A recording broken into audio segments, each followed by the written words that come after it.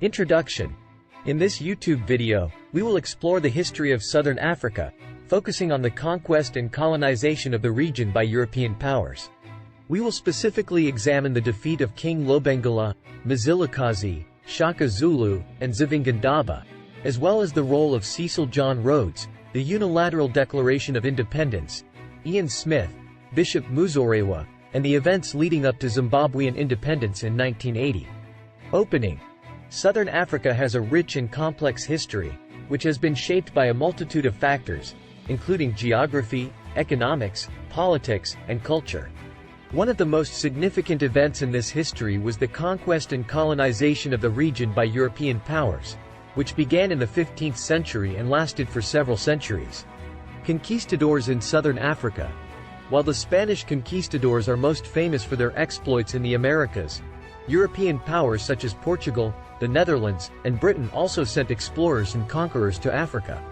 In Southern Africa, these European powers encountered several powerful African kingdoms, including the Ndebele under Mzilikazi, the Zulu under Shaka Zulu, and the Rozwi under Zivingandaba. Defeat of King Lobengula. One of the most notable figures in Southern African history was King Lobengula of the Ndebele people, who ruled over a vast territory in what is now Zimbabwe. In the late 19th century, British colonial forces sought to expand their influence in the region and sought to negotiate a treaty with Lobengula. According to legend, the British offered Lobengula a bucket of sugar in exchange for the right to mine his territory for gold. Lobengula agreed to the deal, but the British soon reneged on their promises and began to seize Ndebele land. Lobengula attempted to resist the British, but his forces were defeated in a series of battles, and he was eventually forced to flee into the mountains, where he died in 1894. Role of Cecil John Rhodes. One of the most influential figures in the colonization of Southern Africa was Cecil John Rhodes, a British businessman and politician who played a key role in the establishment of British colonial rule in what is now Zimbabwe and Zambia.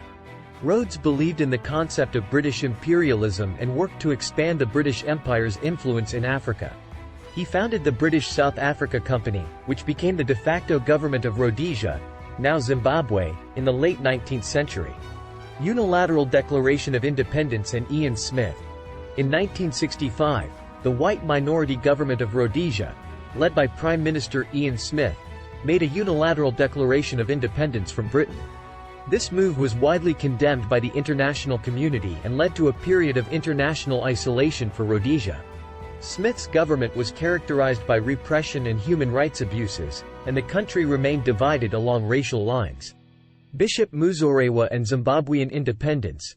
In the late 1970s, a series of negotiations led to the Lancaster House Agreement, which paved the way for Zimbabwean independence in 1980. The first black Prime Minister of Zimbabwe, Bishop Abel Muzorewa, played a key role in these negotiations, which were mediated by the British government.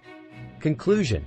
The history of Southern Africa is a complex and often tragic one, marked by conflict, colonization, and oppression.